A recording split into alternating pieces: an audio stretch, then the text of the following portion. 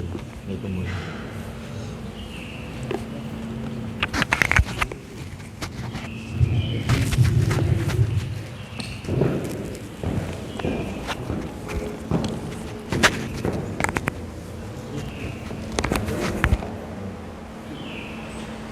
baju, ini goyang. Ini mundur goyang.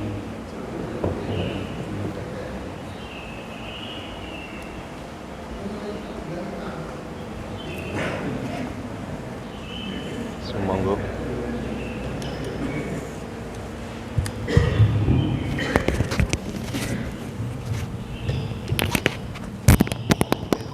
Dereng.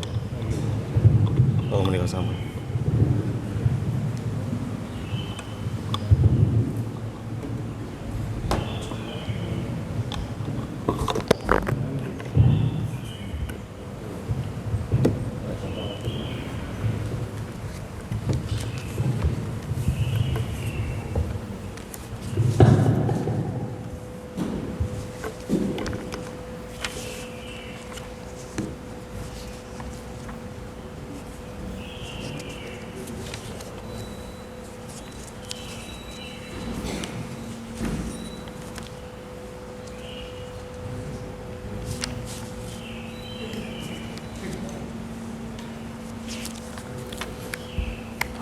Assalamualaikum warahmatullahi wabarakatuh.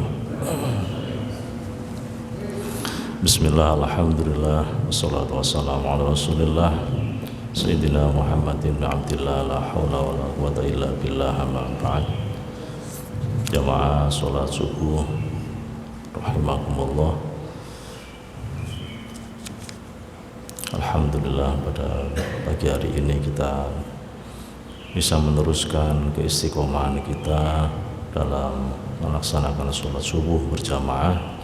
Semoga kita senantiasa mendapatkan perlindungan dari Allah Subhanahu wa taala sebagaimana janjinya Rasulullah, man shalla sholata subhi fa huwa fi dhimmatillah.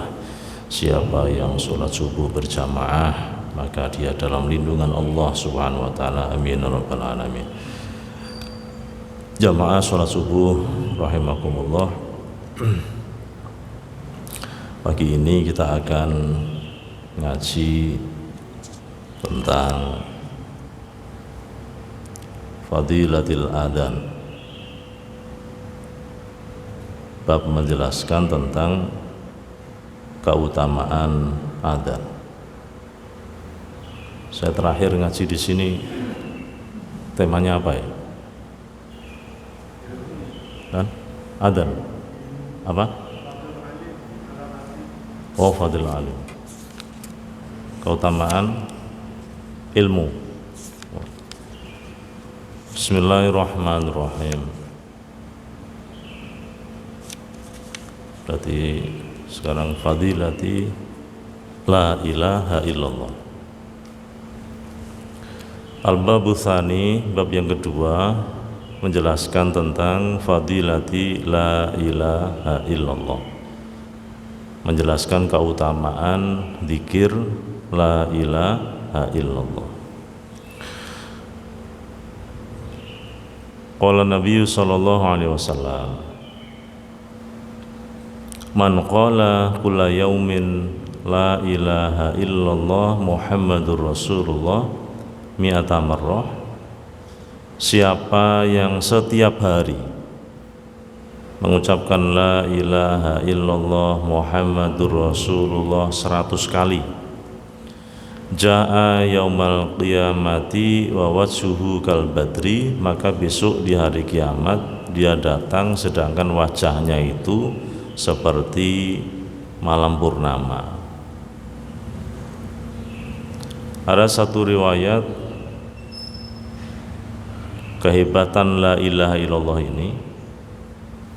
Ada seorang sahabat namanya Usamah bin Zaid. Itu pernah dimarahi Rasulullah gara-gara suatu ketika Kanjeng Nabi menyuruh para sahabat untuk menyerang satu kabilah orang kafir. Terus di perjalanan ternyata menemukan satu orang kafir. Orang ini kemudian dibunuh. Tapi sebelum dibunuh orang ini mengucapkan la ilaha illallah. Sesampai di Madinah dia cerita kejadian ini. Itu ditanya sama Rasulullah, wahai Usamah, aqtaltahu ba'dama qala la ilaha illallah? Apakah kamu membunuh orang kafir tadi setelah mengucapkan la ilaha illallah? Ya Rasul, dia itu mengucapkan la ilaha illallah karena takut pedangku ya Rasul. Andai kata saya tidak pakai pedang, pasti dia tidak mengucapkan la ilaha illallah. Apakah Rasulullah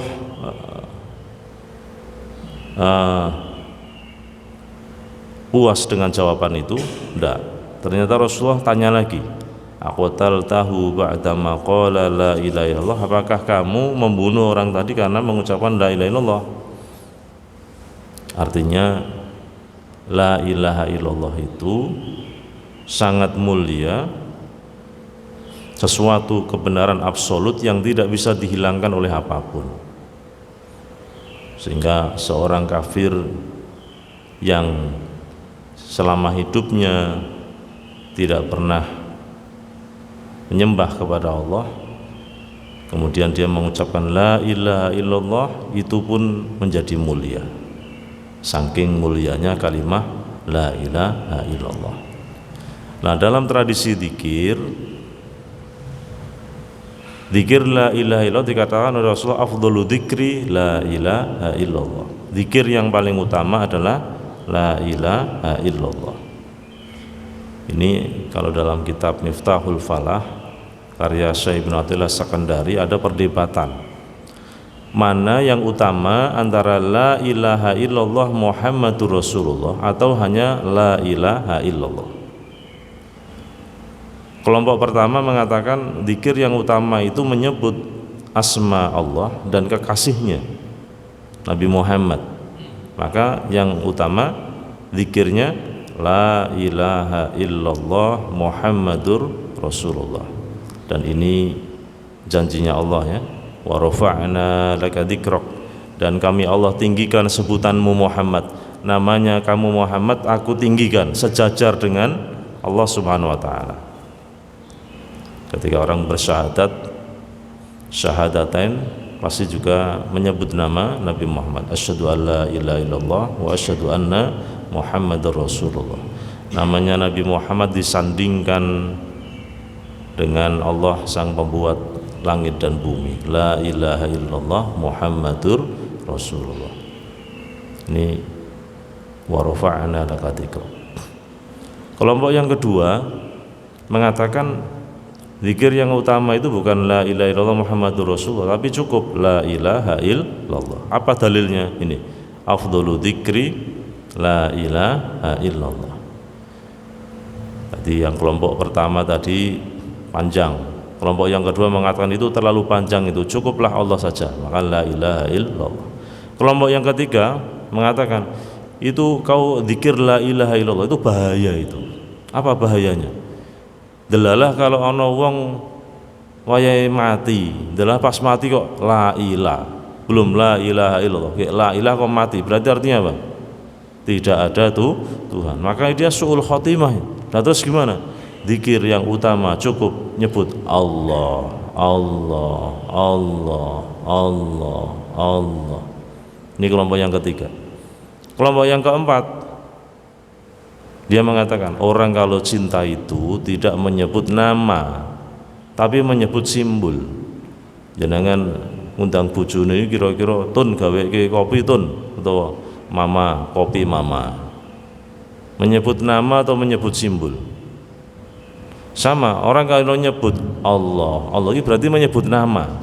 Orang kalau cinta itu tidak menyebut nama, tapi simbol. Apa itu?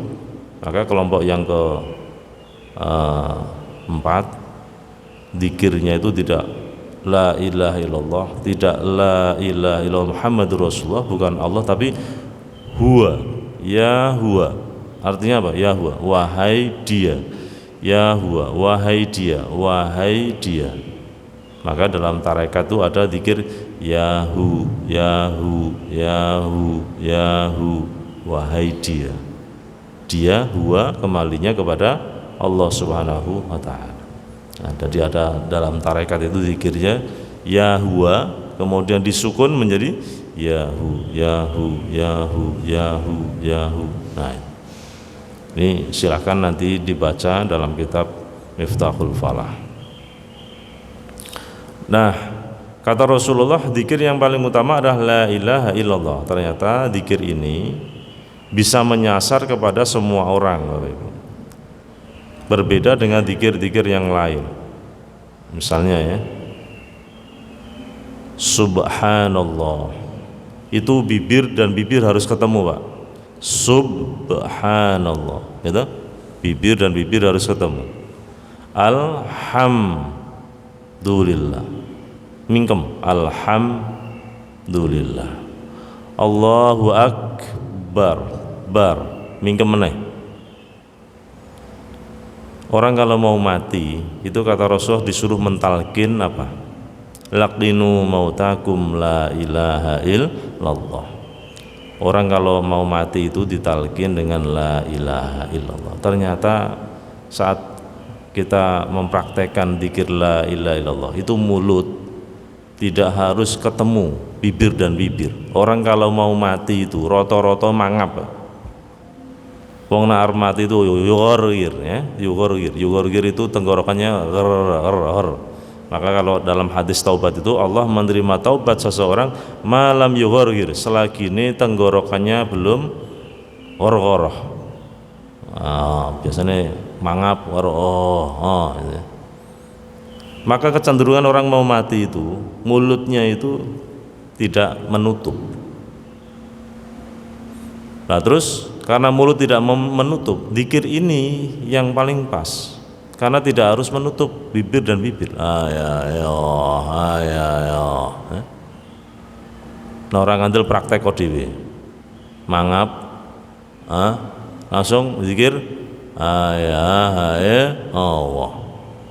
Semua bisa. Coba kalau subhanallah harus bibir dan bibir ketemu, Pak. Subhanallah, alhamdulillah, Allahu akbar, la haula wala quwata illa billah, ketemu billah. Semua zikir rata-rata bibir dan bibir ada ketemunya. Tapi kalau la ilaha illallah bibir dan bibir tidak ketemu, maka semuanya bisa zikir. Yang kedua, wa afdalu du'ai alhamdulillah. Doa yang paling utama adalah alhamdulillah. Ini jangan kalau ndonga apa? Orang kalau doa itu rata-rata pengen peningkatan atau tambah penurunan hidup gitu. Orang kalau zikir, orang kalau doa itu rata-rata pengen peningkatan hidup toh. Ini kata Rasulullah kuncinya satu, apa? Bersyukur. Maka dikatakan wa afdalu du'ai alhamdulillah. Donga yang paling utama cukup alhamdulillah, alhamdulillah, apa saja kita ini doanya alhamdulillah, alhamdulillah, alhamdulillah. Dadi ora kakean tuntutan, wis pokoke mung terima kasih ya Allah, terima kasih. Kenapa? Karena semakin banyak zikir alhamdulillah, ini adalah ekspresi kita apa? Bersyukur kepada Allah. La in syakartum la azidannakum. Siapa yang bersyukur kepada Allah maka akan aku tambah. Makanya ini kalau sudah tahu, yang belum tahu, jadi kalau pengen apa saja itu tidak usah minta, cukup apa? Alhamdulillah, terima kasih ya Allah, terima kasih. Itu kok Gusti Allah sing ngatur dhewe. Tambah HP, tambah oke. Ya, karena itu janjinya Allah. La in syakartum la azidannakum. Faqala sallallahu alaihi wasallam, qala Allah taala, la ilaha illallah kalami wa ana huwa. Kata Rasulullah, Allah mengatakan la ilaha illallah itu ucapanku. Wa ana huwa, dan saya itu juga itu. Man qala hadza khala hasni, siapa yang mengucapkan la ilaha illallah maka dia masuk dalam perlindunganku.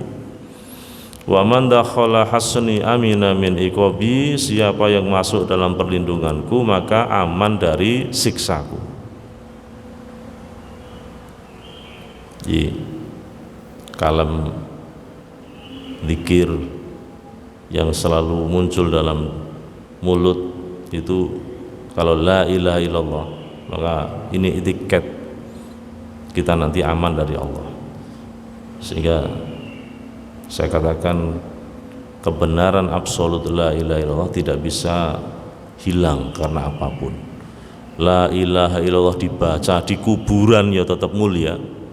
La ilaha illallah dibaca terus kemudian dapat berkat ya tetap la ilaha illallah. Keistimewaan la ilaha illallah ini tidak akan tercemari hanya gara-gara bawa berkat. Kemuliaan la ilaha illallah tidak akan hilang hanya gara-gara dibaca di atas kuburan. Sehingga orang yang kafir saja dia diampuni dosanya gara-gara la ilaha illallah. Nah ini jangan sampai kita katakan orang mengucapkan la ilaha illallah malah menjadi kafir atau syirik. Nah, karena dia tidak paham terhadap zikir la ilaha illallah. La ilaha itu apa? Tahlil, tahmid. Nah, ada istilah dalam kampung kita, ada tahlilan. Tahlil itu enggak apa-apa, tapi kalau tahlilan itu yang bermasalah loh. Apa bedanya? Kalau ada A-nya kok menjadi bermasalah, itu ada apa? Baca Yasin itu tidak apa-apa, tapi kalau Yasinan itu bermasalah loh. Baca Yasin kok bermasalah itu gimana? Al-Quran kok dibaca nggak boleh? Nah, nggak ada itu tuntunan orang baca bareng-bareng itu. Apa ada? Qur Yasin itu. Sebetulnya yang dilihat jangan itunya, yang dibaca itu apa? Dan apakah ada? Kalau ada katakan itu tidak boleh. Apakah ada dalil yang melarang baca Yasin bareng-bareng?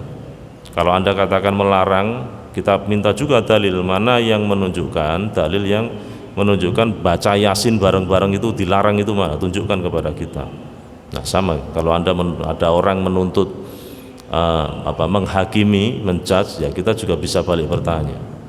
Maka mari kita beragama secara cerdas ya, melihat tek-tek yang ada secara rasional, jangan emosi, jangan kita itu larut dengan ucapan back to Quran.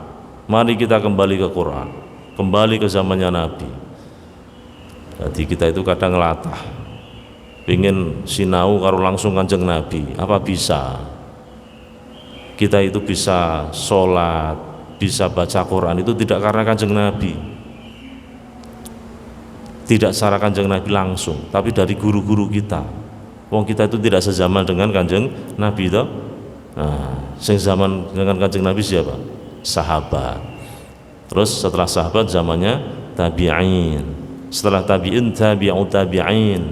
Terus tabi'ut tabi'in terus. Makanya dalam surah Fatihah itu mengajarkan kita itu untuk bertawassul, Pak. Ihdinas siratal mustaqim. Tunjukkan aku jalan yang lurus. Siapa itu jalan yang lurus? Apa itu jalan yang lurus? Apakah jalannya Allah? Gak mungkin kita ketemu sama Allah, wong Allah itu abstrak. Kita ini konkret. Allah itu zat yang tidak terlihat, sedangkan kita ini berfisik. Gak mungkin kita ketemu sama Allah. Maka dikatakan siratal ladzina an'amta alaihim, jalannya orang-orang yang telah engkau beri nikmat. Siapa itu? Para nabi, para rasul, syuhada, sholihin, para ulama itu. Kan kita ngaji ya kepada ulama, al ulama warathatul anbiya. Nah, para orang alim itu adalah pewarisnya para nabi. Sehingga tidak bisa kita mengikuti jargon seperti itu. Ada jargon gini, Anda itu jangan ngaji sama kiai. Kiai itu manusia biasa, langsung kepada Rasulullah. Ngomongan ini kita iya koyo bener, tapi oke salah ya. Nah sing lucu itu, mohon maaf, mau baca Quran ora jegos, pengen langsung kepada Kanjeng Nabi. Akhirnya yang dibaca apa? Hadis terjemahan itu. Mohon maaf ya. Baca hadis itu terjemahan. Kadang terjemahan saja itu tidak memahamkan. Nih saya beri contoh ya, saya beri contoh. Saya kalau hari Minggu apa itu kan ngaji di Gajah. Saya baca kitab Bulughul Maram, itu hadis fikih. Ada hadis itu bunyinya gini, al-ma'u minal ma'i. Jadi kalau ngaji di sana itu panitia, Pak Mirnya itu ada LCD-nya. Terus disletkan ke tembok terjemahnya. Saya bawa kitabnya, takmirnya ngesletkan terjemahnya. Jadi hadirin semua bisa lihat ini sampai mana pelajarannya. Itu di situ tertulis apa? Al-ma'u minal ma'. Air itu dari air. Coba siapa yang paham? Air itu dari air. Ini kalau nggak ngaji nggak tahu. Padahal al-ma'u, saya kalau ngaji kitab Kifayatul Ahyar ada itu. Al-ma'u utawi wajibe adus jinabat nganggo banyu iku minal ma'i gara-gara metune mani, banyu mani.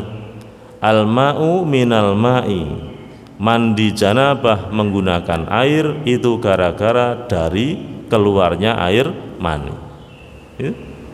Ini orang ngaji rak mudeng. Ada lagi hadis tentang mandi Jumat, itu asbabul wurudnya atau kronologinya itu asalnya ada sahabat orang adus ambune raina Jumatan, akhirnya membuat situasi tidak nyaman, baunya tidak enak, lapor ke Kanjeng Nabi.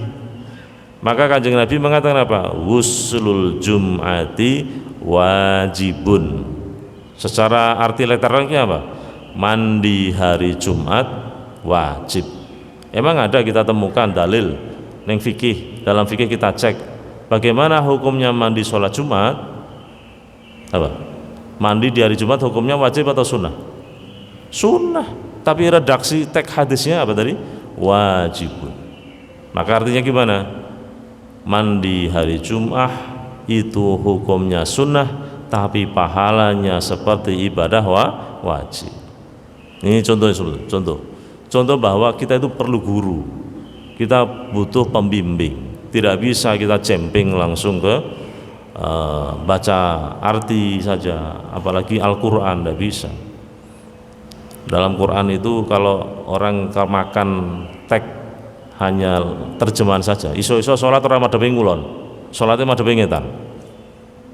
Karena pernah kejadian, saya masih kecil, ada seorang imam kebetulan matanya kena katarak, dia tidak jelas melihat mana itu, enggak jelas. Sholatnya itu agak miring ke kanan sehingga cenderung ke utara. Nah terus di ngulon kan, biar ke kiblat maksudnya. Dia nggak terima. Habis itu pegang mic bilang, dalam Al-Quran itu ada ayat ini, fa aynama tuwallu fathamma wajhullah. Di mana saja kamu menghadap di situ ada Allah. Iki nak dipangan mentah-mentah berarti sholat lah ya kena madhep ngalor, sholat madhep ngidul, gitu. Sholat madhep ngetan, karena di mana-mana ada Allah. Padahal ayat itu turun, ayat itu ngomentari kejadian ada sahabat sedang safar, lungo, bepergian, di situ dia tidak tahu mana kiblat, mendung, matahari tidak terlihat, tidak ada yang ditanya. Zaman semono ono Kompas, belum ada Android, gitu. Kalau Android kan ada itu Kompas online itu. Jangan download waktu sholat online itu, nanti ada satu fasilitas Kompas itu, sehingga kita tahu ini Ka'bahnya di mana.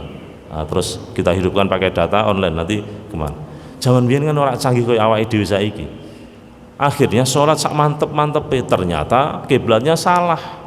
Laporlah di Madinah, lapor ke Kanjeng Nabi, ya Rasul ini gimana kami sholat asalnya kita nggak tahu kiblatnya. Akhirnya ya kiblat-kiblate, ternyata salah. Apa kata Rasulullah? Ini akhirnya turun ayat itu. Di mana saja kamu menghadap di situ ada Allah. Maka butuh namanya asbabun nuzul. Memahami ayat itu butuh tahu bagaimana sejarah ayat ini tuh nggak bisa dimakan mentah-mentah. Ini satu contoh bahwa kita itu tidak bisa belajar otodidak itu banyak salahnya. maka butuh orang yang memang punya sanad keilmuan yang jelas. Dia itu alumni apa, dia ini latar belakangnya dari mana. Maka masjid-masjid itu ngundang penceramah juga harus jelas. Saya ada di salah satu BUMN itu ya juga gitu, di Gersai. Jadi asalnya apa namanya, titelnya doktor, tapi doktornya ternyata doktor nuklir itu. Ketika ditanya sama jadi ketipu itu. Jadi akhirnya penjelasannya ya pokoknya asal baca buku terjemahan itu. Akhirnya kadang penjelasannya ngalor ngidul. Terus sekarang dirubah itu, penceramahnya diganti orang-orang yang punya sanad keilmuan yang otoritatif. Dan sekarang trennya itu di kantor-kantor juga baca kitab begini, Pak. Saya ada beberapa kantor itu ya requestnya baca kitab, ngaji gitu. Ngaji kitab pun ada yang request fikih, ada yang request tasawuf gitu. Ya ngaji. Jadi sifatnya kita membaca teks-teks yang ada. Wa qala sallallahu alaihi wasallam addu zakat abdanikum biqauli la ilaha illallah. Keluarkan zakat badanmu dengan mengucapkan la ilaha illallah. Jadi kalau zakatnya harta itu kita keluarkan dengan duit. Tapi badan kita zakatnya adalah dengan zikir la ilaha illallah. Wa qala sallallahu alaihi wasallam nane nak jak tahlilan, jak zikir, nak pas la ilaha illallah muni. Ya, mulutnya itu bunyi. Ojo silent. Aja jadi kelompok apa aliran kebatinan. Jadi semuanya dibatin kabeh. Saat zikir meneng sotone teko melen. Kadang-kadang kan ngono kuwi nek tahlilan. Sing metandangi sing imami tok. La ilaha illallah utawa ngono. Oleh maca la ilaha sesuai karo berkate. Dadi nak berkate akeh gede macane semangat, tapi nak berkate cilik ya mau ikut aliran kebatinan meneng. Kata Rasulullah, siapa ma min abdin yaqulu la ilaha illallah Muhammadur Rasul, di mana ada seseorang mengucap yakul itu mengucapkan berarti dengan mulut bukan dengan hati. Zikir itu satu ada bil lisan, ada lagi bil qalb dengan hati. Yang ketiga yang paling bagus apa? Zikir bil lisan dan bil qalb. Di lisannya mengucapkan, hatinya menghayati la ilaha illallah, tidak ada Tuhan yang hak disembah kecuali Allah. Muhammadur Rasulullah, Nabi Muhammad utusannya Allah. Illa qala Allah ta'ala sadaqa abdi anallahu la ilaha illa ana ushidukum ya malaikati qad ghafartu lahu ma taqaddama min dambihi wa ma ta'akhkhar. Maka Allah katakan, betul itu hambaku, aku ini Allah, tidak ada Tuhan kecuali aku. Wahai malaikatku, aku persaksikan kepada kalian semua, sungguh aku mengampuni dosa-dosanya yang telah dia lakukan dan yang belum dilakukan. Insyaallah tambah mulianya ya mengucapkan apa? La ilaha illallah Muhammadur Rasulullah. Wa qala sallallahu alaihi wasallam man qala la ilaha illallah khalisan mukhlisan dakhala jannah. Siapa yang mengucapkan la ilaha illallah dengan khalisan, ikhlas, murni, selamat dari riya, mukhlisan, dia selamat dari hal-hal yang merusak, dakhala jannah, maka dia masuk surga.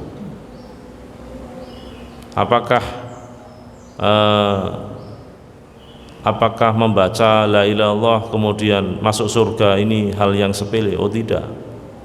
Saya pernah dapat cerita itu, ada seorang dokter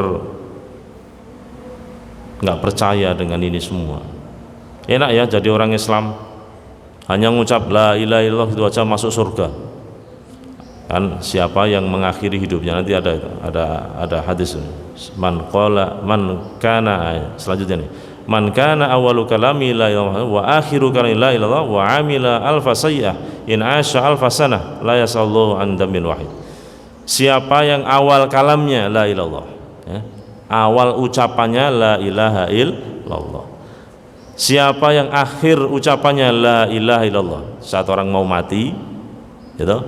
Tadi kan ditalkin kan, ayo tak talkin zikir, nyebut la ilaha illallah, terus sisa nyebut la ilaha illallah, terus mati.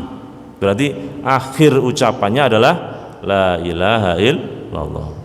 Lah kok bar mbok talkin la ilaha illallah terus ngucap la ilaha. Ah mak, apik mak, terus ya tak tinggal masase. Yo. Terus mati. Berarti akhir kalamnya adalah yo. Leres betul. Paham ora? Nah, jenengan nalkin wong arep mati, iku talkin la ilaha illallah, bar ku yo aja mbok jak ngomong. La ilaha illallah, la ilaha illallah. Malah kuwi tokone omah iki keke ragil apa keke sapa janjane iki. Mumpung awakmu urung mati, cepet wasiat iki tak video iki. Yo iki engko keke ragil ora apa-apa. Klek mati. Berarti akhir ucapane ya iki nak ragil ya ora apa-apa. Ini redaksi hadisnya Kanjeng Nabi ya. Sapa wonge, siapa yang awal kalamnya la ilaha, akhir kalamnya la ilaha. Akhir kalam, akhir ngomong, akhir dhek selama urip ya, diakhiri dengan apa? La ilaha. Wa amila alfa sayyi'ah. Dhek iki mau ngamal 1000 kejelekan. In asya alfa sanah. Kalau dia hidup 1000 tahun, maka Allah tidak akan menanyai dia satu dosa pun. Lebur kabeh, ilang kabeh dosane, di ngapura karo Gusti Allah. Nih, kehebatan ucapan apa? La ilaha illallah.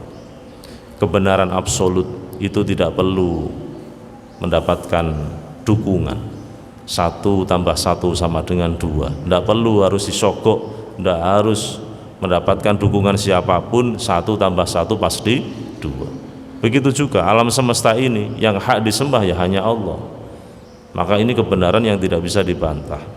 Siapa Allah itu? Yang menciptakan langit dan bumi. Maka siapapun Tuhan yang tidak menciptakan langit dan bumi itu bukan Tuhan.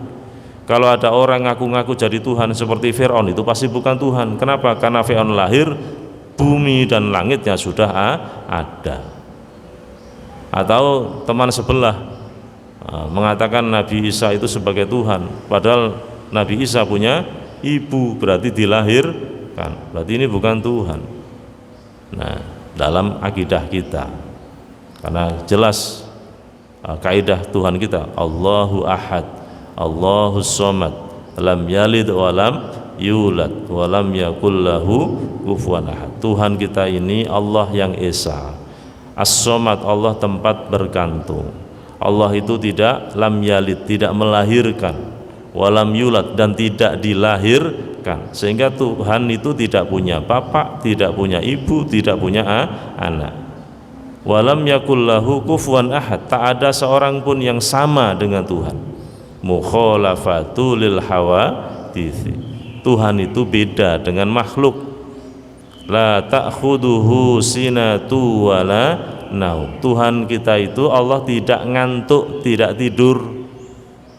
Nah, apalagi kok Tuhan lapar. Itu dalam Quran Nabi Isa dengan ibunya kana yakulani ta'am. Itu sekaligus bisa membantah orang yang mentuhankan Nabi Isa. Nabi Isa dan ibunya itu makan makanan, berarti Nabi Isa lapar karena makan makanan. Nah ini kalau Tuhan kok lapar, gimana dengan umatnya? Tuhan saya lapar, saya juga lapar. Nah, jadi Tuhan, konsep Tuhan itu sebetulnya sangat rasional ya. Jadi kalau kita baca redaksi tentang penjelasan siapa Allah, siapa Tuhan, ini sangat rasional sekali. Paling rasional adalah siapa yang mengaku Tuhan itu ditantang oleh Allah, apa jasamu, apa kontribusimu dalam penciptaan langit dan bumi ini. Itu tantangan dari Allah. Sehingga siapapun yang mengaku Tuhan, kalau dia tidak punya kontribusi dalam penciptaan langit dan bumi, langit tanpa tiang, 7 sab, itu berarti bukan Tuhan. Kalau ada orang hidup ujuk-ujuk lahir, langitnya sudah ada, buminya sudah ada, airnya sudah ada, kok ngaku-ngaku Tuhan, pasti palsu. Kenapa? Karena dia tidak membuat fasilitas apa saja, tidak ada fasilitas yang dia buat, kok ngaku-ngaku Tuhan. Nah Fir'aun itu kan ngaku ana rabbukumul a'la. Fir'aun itu kan ngomong gitu, saya ini Tuhan kalian. Nah, orang Mesir yang nggak mau nyembah dia dipenjarakan semua itu, termasuk siapa? Nabi Musa mau dipenjarakan ketika tukang-tukang sihir itu kan disuruh nantang sama Nabi Musa. Akhirnya ditantang, tantangan itu diterima oleh Nabi Musa. Ayo silahkan, ini yang mulai siapa dulu tukang sihir? Kata Nabi Musa, ya silahkan kamu dulu. Akhirnya tongkat-tongkatnya tukang sihir ini menjadi apa? Ular-ular kecil yang banyak tuh. Terus Nabi Musa melemparkan tongkatnya menjadi ular yang besar. Terus semua ular-ular yang kecil dimakan semua. Ini tukang sihirnya Fir'aun pada ketika itu langsung ngomong apa? Amanna bi rabbil alamin rabbi Musa wa Harun. Kami iman, kami percaya kepada Tuhan yang menciptakan alam semesta ini, yaitu Tuhannya Nabi Musa dan Tuhannya Nabi Harun. Itu marah itu Fir'aun itu. Kamu kok percaya sama itu? Musa itu tukang guru sihir, dia itu mengajarkan kalian sihir. Lah kok sekarang kamu percaya sama dia? Awas, akan aku potong-potong tanganmu dan kakimu min khilafin, selang-seling. Kalau tangannya dipotong kanan berarti kakinya dipotong kiri. Kalau tangannya dipotong kiri maka kakinya dipotong kanan. Akhirnya kamu akan kupenjarakan semua. Kalau kamu tidak menyembah saya, kalau kamu tidak mengakui saya sebagai Tuhan, tak penjarakan semua. Minal masjunin, ya, ditahan. Itu Fir'aun ketika itu. Jadi dia otoriter, saking hebatnya sampai ngaku-ngaku menjadi Tuhan. Nah gimana Fir'aun itu, kalau dalam banyak tafsir itu diceritakan dia itu nggak pernah sakit, Pak. Watuk, pilek, mengi, meneh untuk corona, sehat terus, wong sehat. Terus sugih, jaduk, ya, berkuasa. Kalau dalam istilah sejarah itu Fir'aun itu namanya apa? Ramses, ya. Kalau dalam sejarah kita baca itu kan namanya Ramses. Nah, Fir'aun yang sezaman dengan Nabi Musa itu Ramses keberapa itu? Keempat atau ketiga itu?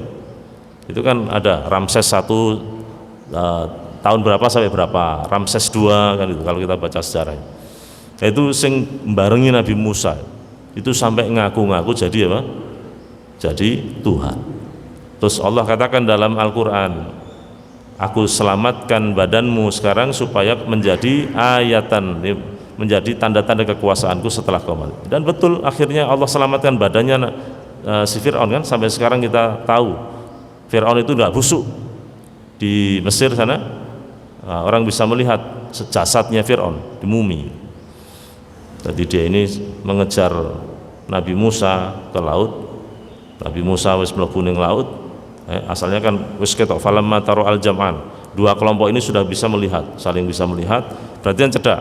Terus kelompok Nabi Musa mengatakan gimana? Inna lamudrakun. Nabi Musa ini gimana? Kita disusul Firaun nih. Waduh, mati ya waduh. Kita enggak seimbang. Santai-santai. Kalla, ora bakal. Inna ma'iya rabbi sayyidin. Saya punya Tuhan. Pasti Tuhan saya nanti memberi petunjuk. Nah, iki lho. Wong nak cedak karo Gusti Allah, ahli ibadah, punya masalah segenting apapun itu tetap santai. Jadi orang kemerungsung, orang njur gelisah, orang iso turu, sedih, ndak. Ini posisi wis dikejar Fir'aun iku wis keteno itu, tapi santai. Akhirnya tenan. Gusti Allah ngakon Nabi Musa kon apa? Nutukno tongkate ning lautan. Tek, langsung laut terbelah menjadi daratan. Nah iki tongkate Nabi Musa disilehke menteri BUMN, menteri apa? PUPR, sing tukang ngurusi tol ya cocok. Tek, langsung Sumatera, Kalimantan tol kabeh. Iku Fir'aun melu-melu nututi. Mlebu laut ta, mlebu daratan. Terus ditutukke meneh. Nabi Musa wis ning daratan, Fir'aun ning kono tutuk. Akhirnya tenggelam semua di situ. Nah, jangan kalau ke Museum Topkapi ke Istanbul Turki, kalau jangan mau lihat di sana, di Museum Topkapi itu di Istanbul Turki ada pameran. Di situ tertulis Aso Musa alaihissalam, tongkatnya Nabi Musa segini 75 cm. Nah, terus saya tanya, iki tongkatnya Nabi Musa tenan apa ora? Saya tanya gitu kan, kata dia, ya kalau Anda percaya ya ini tongkatnya Nabi Musa, kalau Anda nggak percaya ya ini tidak tongkatnya Nabi Musa. Jawabannya itu, kaitnya itu. Saya tanya itu, jadi ngantrinya kan lama itu. Saya berangkat jam 8, ya jam 9 ya, kita sudah ngantri itu. Soalnya saking gede itu museumnya itu, kan itu peninggalannya Turki Utsmani kan. Nah, dari mulai ono apa, timbo Ka'bah, timbo Zam-Zam, pintu Ka'bah yang rusak, kemudian pedangnya mulai Sayyidina Abu Bakar, Umar, Utsman, Ali, Khalid bin Walid, ada semua di situ koleksinya. Itu kita ngeliling itu, saya keluar jam 2:30 nanti. Kesel kabeh lah, ngubeng saking ombone ra genah itu. Nah itu di situ ada salah satu koleksi apa? Tongkatnya Nabi Musa. Modelnya iki kaya wit iki lho, pelem itu loh. Ana geret-geretnya. Ada 1 meter itu. Ya itu ya ngomong tongkatnya Nabi Musa. Padahal tapi nak cara ning kene kuwi ora tongkat teken tapi nggon cekelane ku mau dikai kaya ula ngono. Ya dah, saya mau dodol-dodol ku lho. Jangan karo nak ning Demak ning ngene Sunan Kalijaga itu kan banyak orang jualan itu. Teken sing nggon cekelan tangane kuwi cengkoke kuwi ana ula, sirah ula kan ngono. Dadi ketoke iki kaya iki tongkate Nabi Musa iki ngene. Lah iku nak ning Istanbul ora ngono iku, Pak. Dawa sithik ya sak mlengkung sakmene. Dadi masyaallah. Sing bener sing ndi wallahu alam. Ora bener, enggak tahu apa itu kan teken. Tapi nak jenenge teken itu kan ya nak konotasi teken itu pendek atau panjang? Panjang. Nah, saiki sing viral kuwi. Joko Tingkir, Joko Kendil. Wah, ning HP iki isine kok kuwi wae. Gitu, ono wong nggawa ireng-ireng, karo nggawa caping, karo nggawa teken. Nah, saiki kayak viral, cah cilik-cilik saiki do tiru-tiru kabeh. Cah sekolah-sekolah do nggawa teken kabeh ben kaya Joko Kendil. Nah, ini kisah Nabi Musa. Jadi dikatakan kalau orang itu mengucapkan la ilaha illallah begitu mulia ya, diampuni dosa-dosanya. Man qala la ilallah min ghairi ujbin, siapa yang mengucapkan la ilaha tanpa ujub, jadi dia ini ragumun karo awe, tara biha ta'irun tahtal arsy yusabbihu sabhal musabbihin ila yaumil qiyamah wa yuktabu lahu thawabu. Kalau ada orang zikir la ilaha illallah tanpa ujub, tanpa dia ini gumun karo awake dhewe, maka ada burung yang terbang dengan membawa la ilaha illallah di bawah arsy. Terus burung ini membaca tasbih bersama para malaikat yang membaca tasbih di hari kiamat, sampai hari kiamat. Kemudian pahalanya itu dicatat untuk yang mengucapkan la ilaha illallah. Begitu mulianya ya. Jadi dikiri dewi digawa karo manuk, Pak. Ono manuk sing gawa kalimat la ilaha illallah kita, bawa ning isor arsy.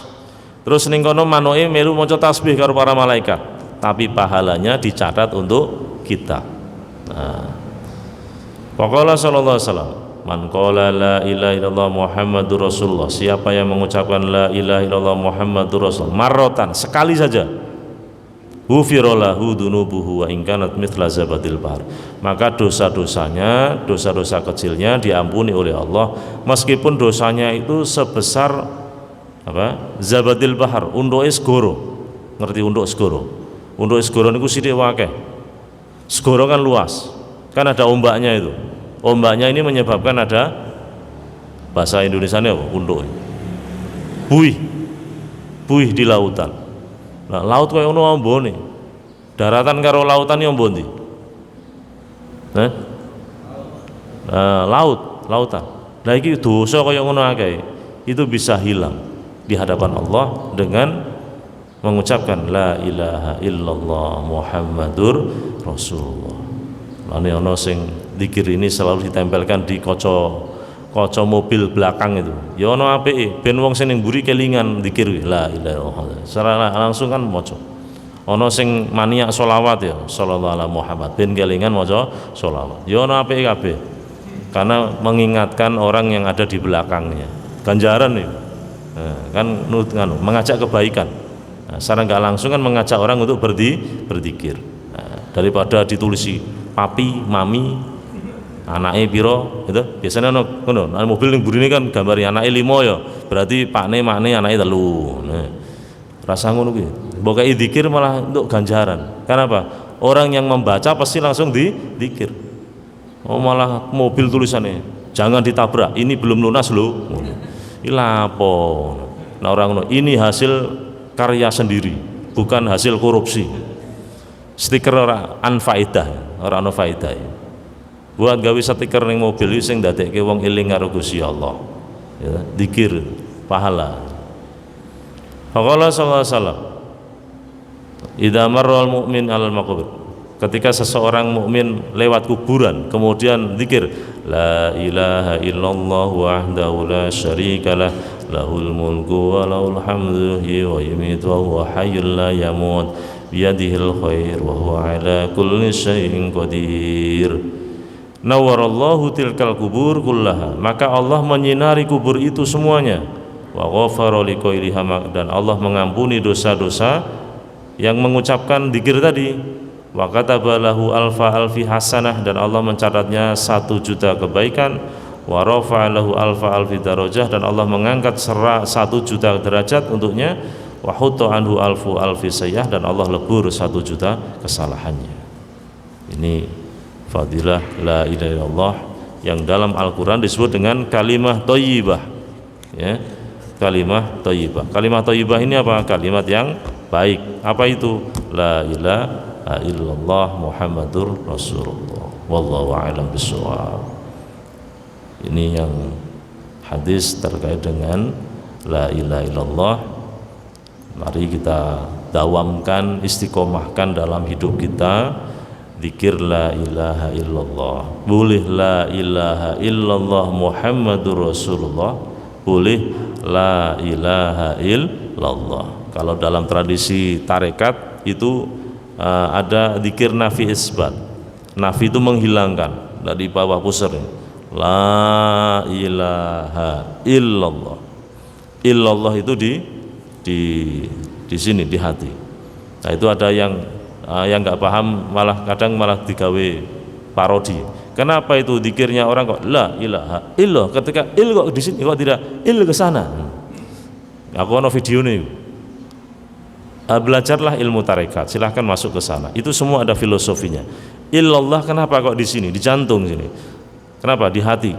Karena supaya Allah itu tertancap di sini. Sampai matinya dia tetap ada asma Allah di dalamnya. Sampai dia nanti sedetik-detik kematian yang disebut adalah Allah, tidak yang lain. Iku filosofinya, Pak. Dadi wong nek wis mati, iku setan iku seneng godho. Hai, Tuhanmu siapa? Itu setan bermain di situ. Apakah nanti kita husnul khotimah atau sul khotimah? Saat detik-detik kita mati itu, Pak. Akeh wong iku kadang iso ngibadah, tapi detik-detik wafatnya bisa jadi tidak husnul khotimah, bisa jadi ning atine ora iman karo Gusti Allah, bisa jadi ketika matinya tidak bisa mengucapkan la ilaha illallah. Tidak semuanya. Nah, tadi yang saya ceritakan dokter tadi sudah tak ceritakan belum ya? Nanti dokter mau ora percaya karo hadis ki mau, akhirnya mengadakan penelitian. Pasien meh mati, diteliti itu meh mati itu, apakah dia bisa mengucapkan la ilaha atau tidak? Ono pasien ini mati sedal-sedal, koyok pitik bar disembelih. Karena ekspresi mau mati orang itu beda-beda, Pak. Aku nunggoni wong mati memang beda-beda. Ono sing model koyok kejang-kejang ada. Ada orang yang mati itu seperti orang tidur, kita dilempe. Kalau dalam bahasa hadisnya itu seperti rambut yang dicelupkan dalam apa? Adonan gelepung. Gimana? Ono adonan gelepung ada rambut, ditarik. Kira-kira halus atau kasar? Ya halus, kayak wong turu juk-juk karena nyawane. Macam-macam sesuai dengan amalnya masing-masing. Lah iki ono wong kroncalan ono. Terus ditanya, ini pasiennya agamanya apa ini? Islam, catat. Piye nganu? Ngelakonane agamane, was ini hil semua, Pak. Salat ra tau, apa zakat blas, senengane ngrusoi tangga, alah wis pantes. Berarti ngamale elek meskipun Islam. Ternyata matine kangelan. Terus ana pasien meh mati, teliti meneh. Ya lumayan lah. Dia iki halus. Iki agamanya apa? Islam. Perilakunya gimana? Sehariannya ya lumayan mapek Pak. Ya yes, lumayan lah. 70%. Ono pasien apik. Saat mati itu bisa dituntun. Pak nyebut. Iki nyebut tenan. Soalnya ono pasien Pak nyebut, put ya. Tapi kau nyebut malah ngucap la ilaha illallah Muhammadur Rasul, mati ya. Istimewa. Mayatnya istimewa. Ini gimana ketika hidupnya? Wah, ini orangnya istimewa, Pak. Hablum minallah, hablum minanas, lolos semua dia. Dia ibadahnya bagus, dengan tetangga bagus, dengan orang ahli nolong. Ya ahli sedekah. Pokoknya beres semua dia urusan. Nggak neko-neko hidupnya. Oh, pantas.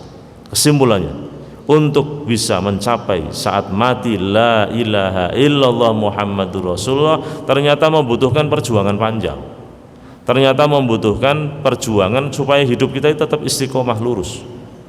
Baru dokter ini tadi percaya, akhirnya masuk Islam.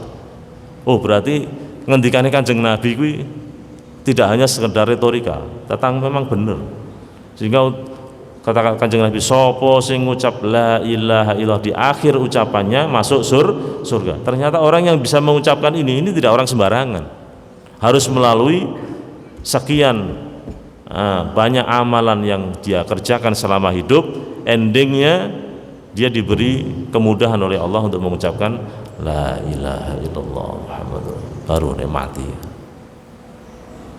Karena kita ini kan masih dalam perjuangan itu.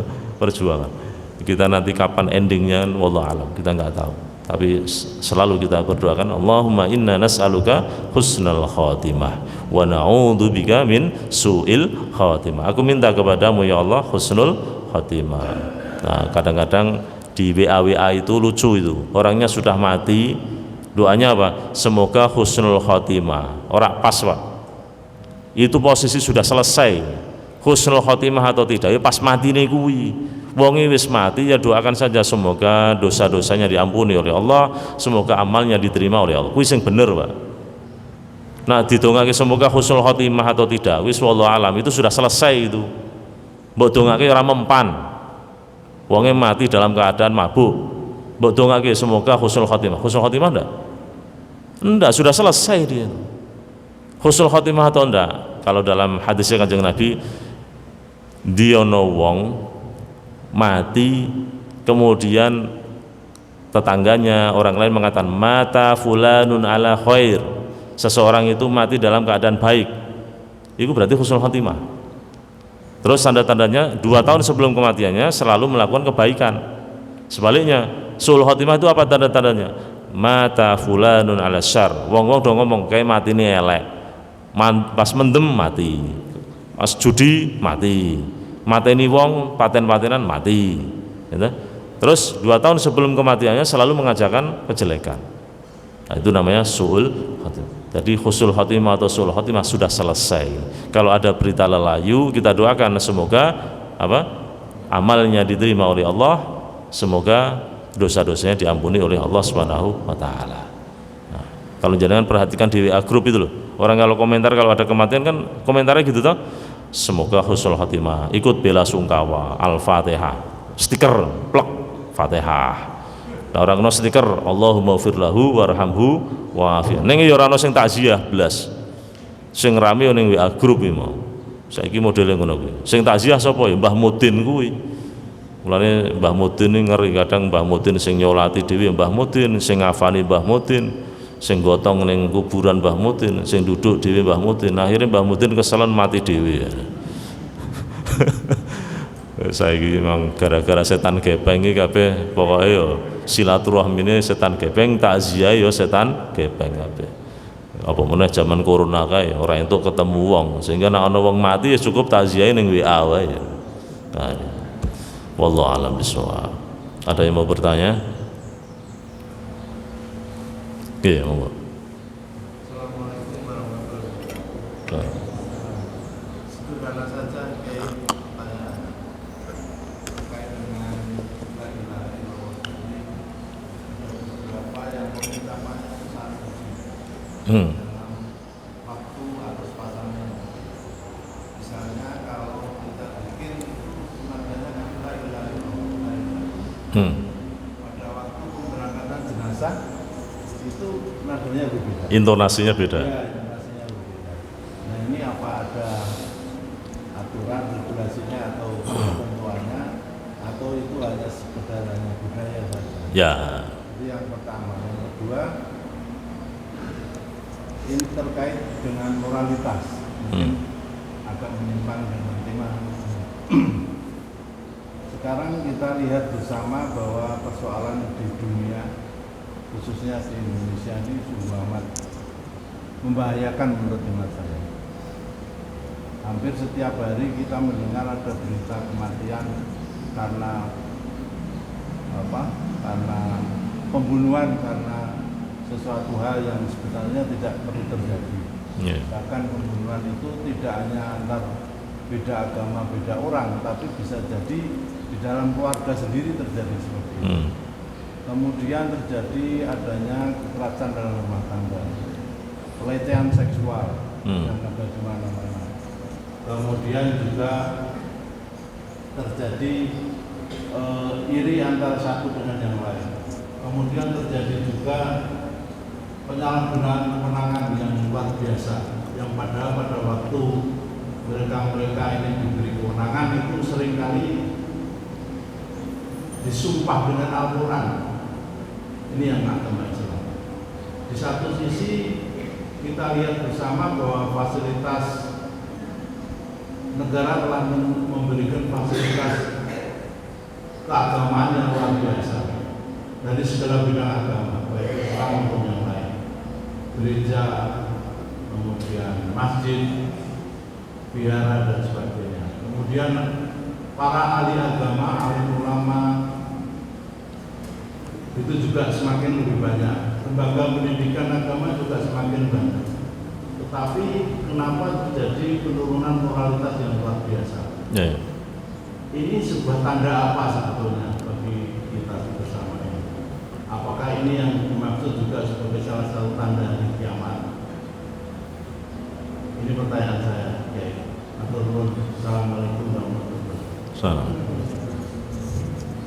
Ini bedanya antara manusia dengan malaikat ya. Malaikat itu perintah yang menjalankan perintahnya Allah itu tanpa ada seni. Malaikat yang ditakdirkan baca tasbih ya baca tasbih terus, subhanallah subhanallah. Malaikat yang diperintahkan sujud ya sujud terus ila yaumil qiyamah. Tapi tidak ada seni. Tapi kalau manusia itu punya rasa seni. Solawatan kuwi nak mung maca solawat tok ora ana senine iku ya ora menarik. Kenapa solawatan di sana sini itu sekarang menjamur ya banyak ya karena ada seninya tadi. Misalnya baca solawat sallallahu alaihi Muhammad sallallahu Muhammad sallallahu karo saiki dilagoke sallallahu ala Muhammad sallallahu alaihi wasallam sallallahu ala Muhammad sallallahu alaihi wasallam. Kuwi malaikat ora iso, Pak. Subhanallah walhamdulillah wala ilaha illallah wallahu akbar. 4 kalam yang disukai oleh Allah. Subhanallah alhamdulillah wala ilaha illallah wallahu akbar. 4 zikir yang disukai oleh Allah. Iki malaikat ya mung delejer ngono, tapi nak menungso subhanallah walhamdulillah wala ilaha illallah Allah iso dilake subhanallah walhamdulillah wala ilaha illallah wallahu akbar. Ada seninya podo zikir la ilaha yang ngono. Afdhalu dzikri fa man la ilaha illallah la ilaha illallah bar salat. Nah wong mati la ilaha illallah la ilaha illallah itu dalam kalau jenengan belajar ilmu arud itu namanya bahar tawil. Mustaf'ilun fa'ilun mustaf'ilun fa'ilun mustaf'ilun fa'ilun mustaf'ilun fa'ilun. Ada namanya bahar rojas mustaf'ilun mustaf'ilun mustaf'ilun mustaf'ilun mustaf'ilun mustaf'ilun ping 6. Silahkan baca namanya ilmu arud. Dalam ilmu lagu ada namanya not Do re mi fa sol la si do si la dong ling itu kalau jenengan ikuti notnya itu kan ono dewe wong ahli gitar itu ada seninya, ada notnya. Bagaimana lagu sedih, bagaimana lagu antara himne dengan mars itu kan beda kan? Sama seperti itu Pak. Intinya menungso duwe rasa seni. Apakah ada tuntunannya Pak? Itu kalau ingin belajar itu namanya ilmu arud. Bagaimana menyesuaikan situasi dan kondisi.